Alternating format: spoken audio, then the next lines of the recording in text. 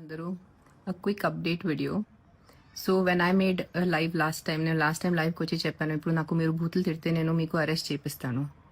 We have arrested more than 6 people, కానీ దాంట్లో ఇద్దరిదే release చేశారు. దాని తర్వాత ఎందుకు రిలీజ్ ఆపేశారంటే, ఇంకొక ఇద్దరిని అడిగితే మీరు ఎందుకు ఇట్లా బూతులు పెడుతున్నారు, మీకు తెలియలేదు కదా ఆవిడ ఏంటి పర్సనల్గా. కాదు, నేను ఇట్లా ఏదో సెలబ్రిటీ గురించి తప్పు రాసేస్తే బూతులు పెట్టేస్తే నేను ఫేమస్ అయిపోతాను, నాకు యూట్యూబ్లో ఫాలోయింగ్ వస్తుంది, నాకు ఇన్స్టాగ్రామ్లో ఫాలోయింగ్ వస్తుంది. అట్లా చెప్పిన తర్వాత we took a decision, we are not going to reveal the identities in public, but the arrest are going on.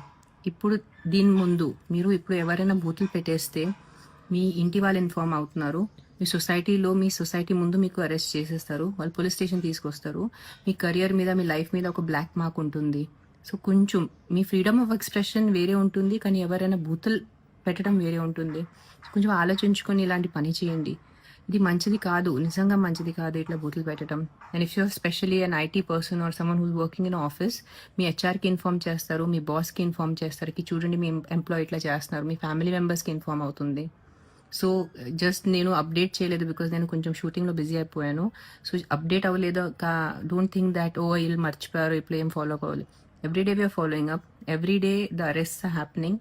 So దీని తర్వాత మీరు నాకు కాదు, ఏదైనా content creator, anyone who's there, ఆడవాళ్ళు మగాళ్ళు, వాళ్ళకి మీరు బూతులు పెట్టేస్తే you will be arrested if they put an FIR on you.